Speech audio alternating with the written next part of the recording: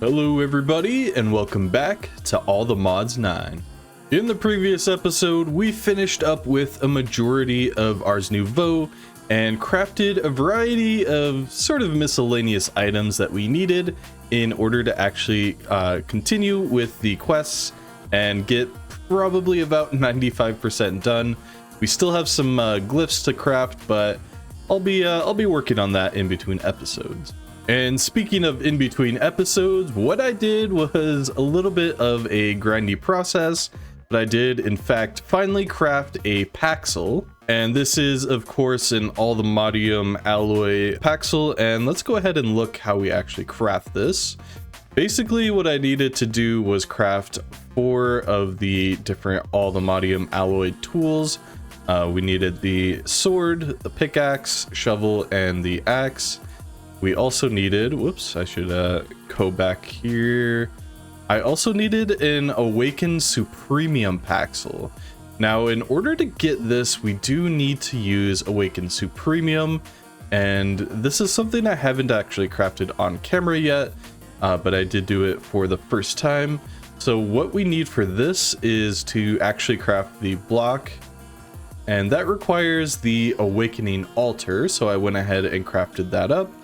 And this is how we actually craft that. We need 10 of each of the 4 primary essences, as well as 4 cognizant dust and a supremium block. Now for the cognizant dust, I can barely say that word, sorry. We do need to kill either the Wither or the Ender Dragon with an essence weapon enchanted with mystical enlightenment. So basically what I did was just go through and kill the Wither probably about 4 times. We were able to get some of that cognizant dust. We have 12 remaining. It does only take, I believe it was 4 for the block, so really not that bad. And so yeah, this is now, as you can see from the name of it, this is now my daily driver. I have Silk Touch, Efficiency, I believe that's 9, and Soulbound on this, as well as all of my gems are plus 35% mining speed, and then overall this thing does have plus 33 mining speed, 1 luck, which I don't think actually applies with Silk Touch. Same with the block experience. It's going to be pretty quick, and yeah, overall it's going to be pretty nice. So what I want to do today is actually go over AE to auto crafting, as well as get some of the more basic auto crafts going, such as converting oak logs into planks and auto crafting my essences into things that are more usable. So let's go ahead and jump right in. But first, don't forget to leave a like and subscribe. It's completely free and it helps let me know that you guys are enjoying the content so far. And if you want to go one step further, why not consider becoming a channel member? It's the best way to support me directly, and you get access to all of my videos early. By the way, I am thinking of doing a like goal for the series continuing on forward, so if this video gets 10 likes, I'll release the next one. With all that out of the way, let's jump into the episode. Now, it's been quite a while since I've actually touched AE2's auto crafting, but fortunately All the Mods 9 has us covered with this little quest line here. So we can go ahead and get started with the auto crafting order up quest here. And it looks like we're going to need to craft an ME pattern provider, as well as the pattern access terminal. The pattern access terminal actually allows us to see which patterns that we have, as well as sort of manage them and create new ones. So overall, this is going to be a pretty simple recipe. We're just going to need a regular ME terminal, a crafting table, as well as a calculation processor. The only thing I don't have here is a crafting table, ironically, so here we go. There's our crafting terminal. And next up is the ME pattern provider. Pretty simple as well, just going to need a few crafting tables, some iron ingots, a formation core, and an annihilation core. And I did have a little bit of a derp there. I meant to craft the pattern access terminal, which requires the ME pattern provider, an illuminated panel, and an engineering process. For some reason, I crafted the regular crafting terminal. So that should get us what we need for the quest here. We can go ahead and Except our next quest. So this is going to be our crafting storage. Basically what these are used for is crafting a CPU, which is a multi-block structure that requires at least one crafting storage block. And this is basically what's used in order to auto craft our items. And since the quest sort of automatically completed, I'm pretty sure that I have this just from a quest reward. So we are going to need to craft a crafting unit. We'll probably need a few of these. For now, I think I'm just gonna go with one. Now, what we're also going to need is a crafting co-processing unit. Basically, this allows the autocrafts to be sped up a little bit. It will consume our crafting unit, but that is all right with me. We can just go ahead and craft another one. So for the crafting unit itself, basically what we're going to need to do is combine it with one of our storage components. And I think for now, I'm just going to go with a 16K storage component. I'm not really sure how large we're actually going to need to go for this. So we can go ahead and accept our rewards from that.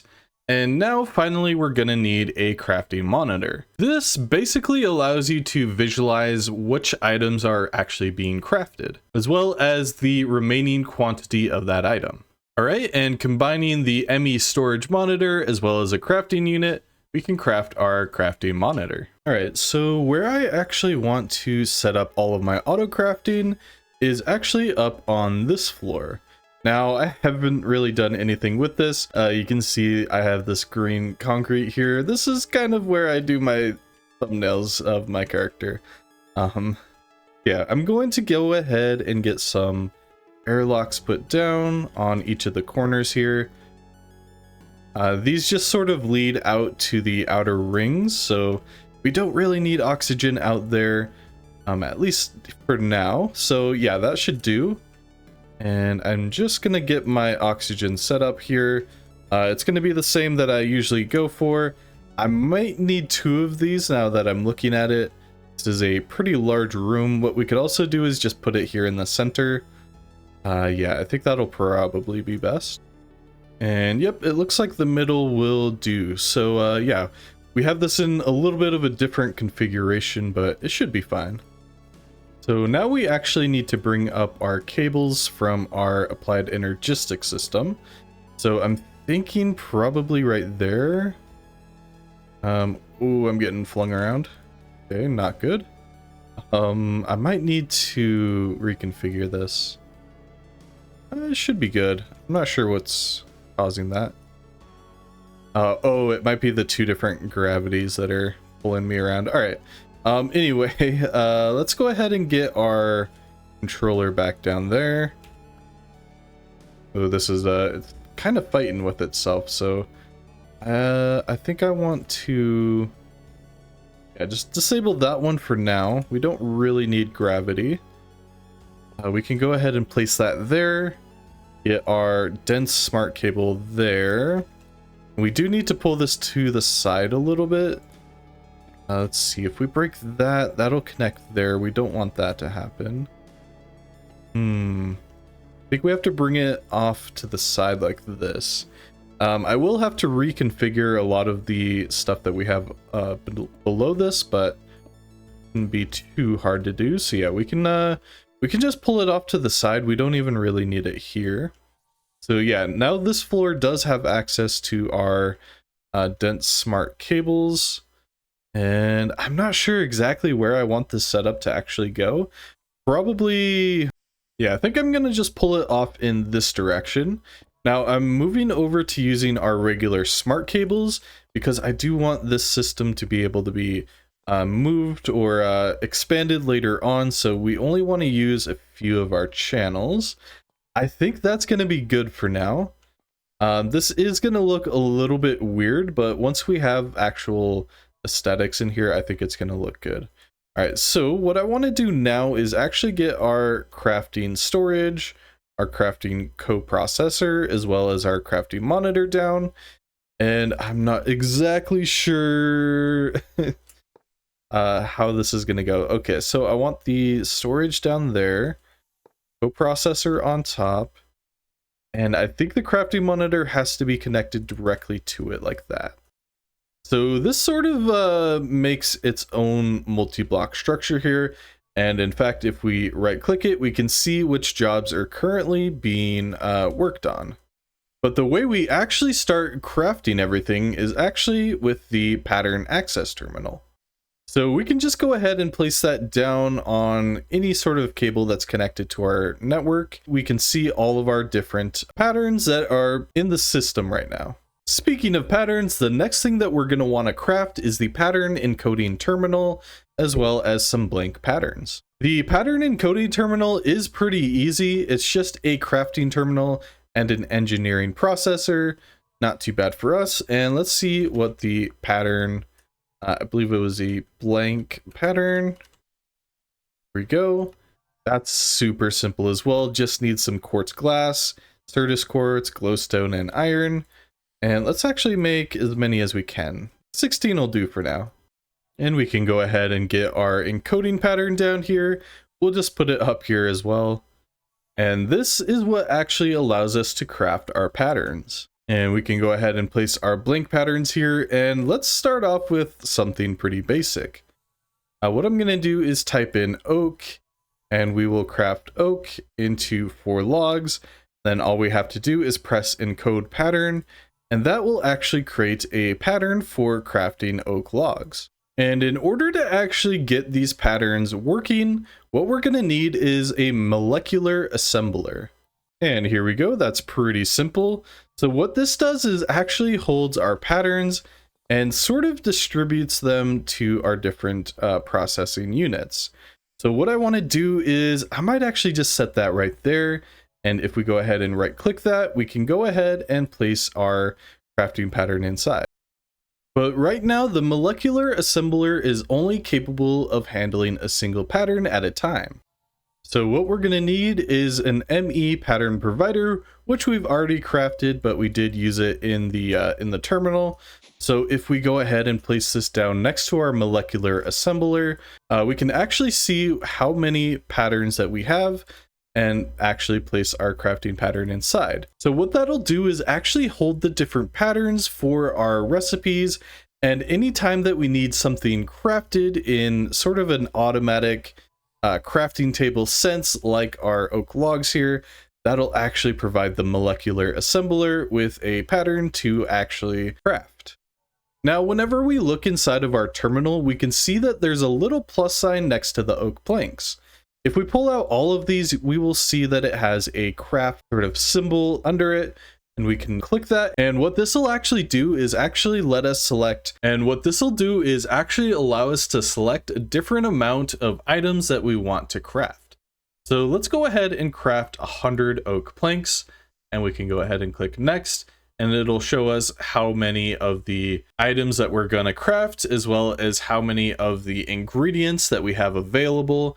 And this will show us the CPU that we have, and we can go ahead and click start. You can see that'll start going pretty quickly. It is a little bit slow in comparison to manually crafting it, but in no time it does actually go ahead and craft what we need. Now, if we do actually want to speed up our auto crafting, what we can do is actually put some acceleration cards in. So now that we have 5 acceleration cards in here, let's see how many of these oak logs we can actually craft. All right, let's make 100 again. And let's see how fast this is. Yeah, that is so much faster than it was before. And if we go ahead and look at our crafting storage and our CPU over here, you can see on the crafting monitor that we're crafting, and this kind of shows us our status on what is being crafted. So we can definitely tell that this is actually being used to craft, despite this sort of being where we're automatically crafting things. And taking a look inside of our pattern access terminal, we can see our molecular assembler is listed here, as well as all the patterns that are inside of it. This just sort of gives us a more broad perspective on what is being crafted and what our system is capable of crafting. So I think our next step is actually going to be to convert all of our essences into what they're supposed to be. For example, we can our wood essence, and depending on the pattern that we put it in, it can create different things. So let's just make oak logs for now.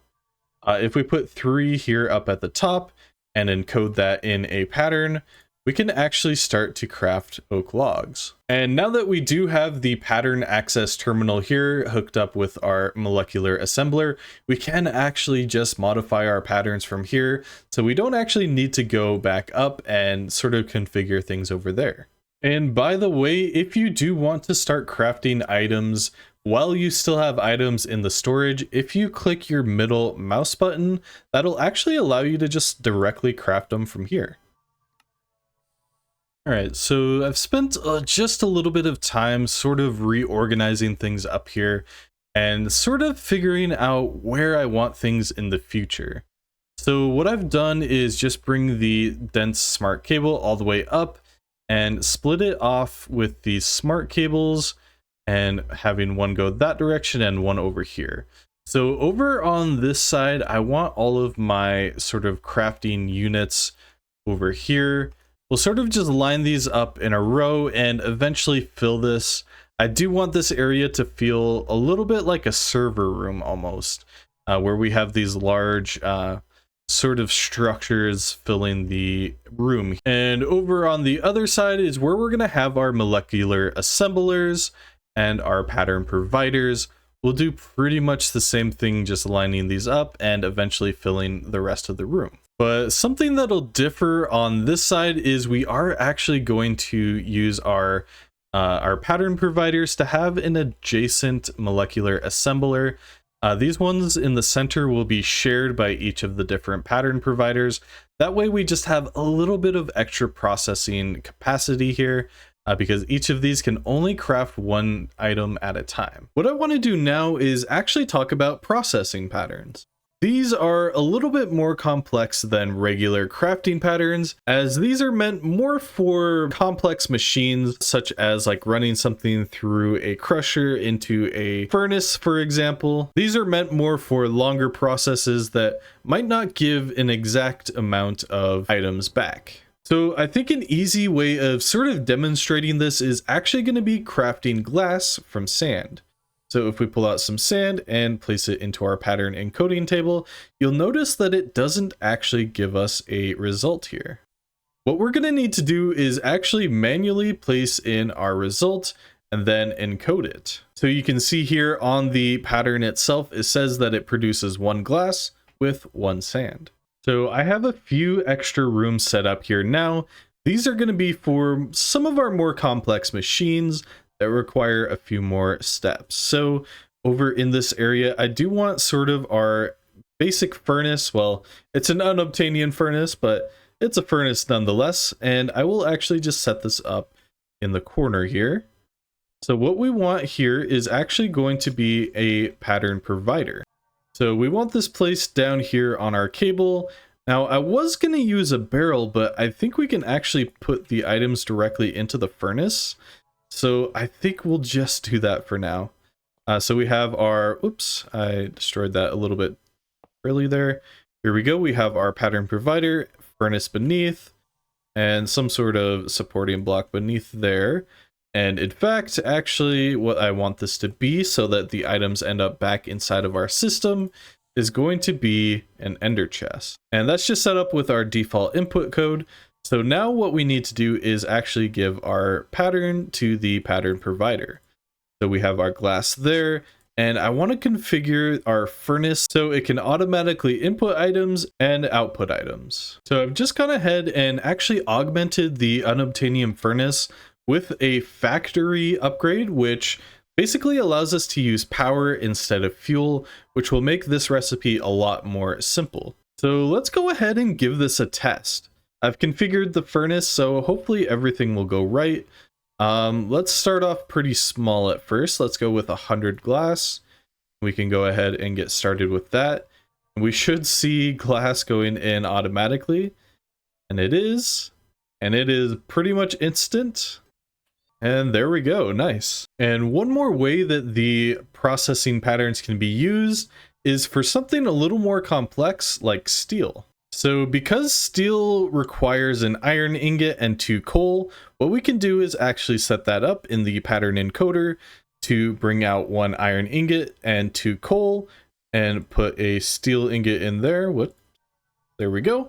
And go ahead and encode that. Now I've already gone ahead and ripped out my old steel system, so what we can do is now head upstairs and get this sort of sorted out. All right, so I think I have something functional here. It doesn't look the best, but I think it'll do for now. I wasn't able to get everything in a 1x1, unfortunately. I do have one flex point off to the side, so yeah, we were really close to being able to do it. I guess what I could do is break down this wall here, but yeah. So let's go ahead and give this thing a test. I haven't tested it out yet, so probably not going to work, but let's request... let's just test, request 10 for now. So that should bring out the different items that we need. And it does fill the extras here. That is one thing that we're going to have to fix. The advanced logical transporters, I don't think that they have a round robin mode. And I did have these item pipes from pipes here originally, but I didn't like how they look, but we are going to have to go with them, I believe. So here we go. We're going to need coal in here. Let's just reset this. Can we put those in there? Yep, we can. All right, let's go for one more test. Let's get another 100. We are short on coal, however. All right, I got some coal. Now let's test this out. And it looks like no crafting CPUs are available. Interesting. Okay. And I think our system was a little bit clogged up with our mistakes. So let's see if that's still going. Yep, here we go. We just need 4 more steel. And let's see if it works now. So it's putting the items in here. They're going over to the second one. It is round robining now into the second one. So hopefully that's enough coal for this. Seems to be keeping up. And it's smelting into steel. Let's see if this will actually complete. It looks like we have 4 more. 3, 2, 1. And there we go. Nice. And by the way, if you notice that in the top right hand corner, occasionally it would tell me when my crafting jobs were completed. That's because in my wireless crafting grid, we do have the option to notify about finished crafting jobs check marked. So yeah, I think I'm going to keep that on for now. If it gets a little bit intense, I might have to disable it. All right, and I've just gone ahead and crafted the level emitter, redstone card, toggle bus, and crafting card, because the final thing that I want to talk about today is actually fully automatic crafting. So for our kind of demonstration here, what I'm going to do is actually convert redstone essence into redstone dust. So what I'm going to say for the level emitter here is when we have more than 8 redstone essence, we can go ahead and start our craft. Alright, so I think I pretty much had to scrap all of what I was working on. I did make something that's a little more basic actually, and overall just going to work a little bit better for us. I don't know why I'm putting a barrel down there. Here we go. Oh, interesting. It's not pulling things back in, and I think I see why. Alright, so yeah, here we go. This is a little bit of a weird system. I'm not really sure what I've done that's gone wrong here, but it works for now. If you guys know of a better way to do this, let me know. So basically what we're doing here is exporting redstone using a crafting pattern in the molecular assembler, and we're just filling this up with redstone essence, which is being imported back into the system. So we import the redstone essence from the top. Then once the molecular assembler has sort of crafted everything, it goes back into the system using an import bus. Now, strangely, the export and import buses don't provide power to the molecular assembler, so I just have these smart cables off to the side. The system is a little bit weird. I'm not really sure how I've gone wrong here, but You know what? If it works, it works. This has been a very basic look into applied Energistics auto crafting, and I'm sure in the future we'll do even more and expand further on this concept. But I think that we're gonna end things there for today. Thank you all so much for watching. I'll catch you next time. Peace.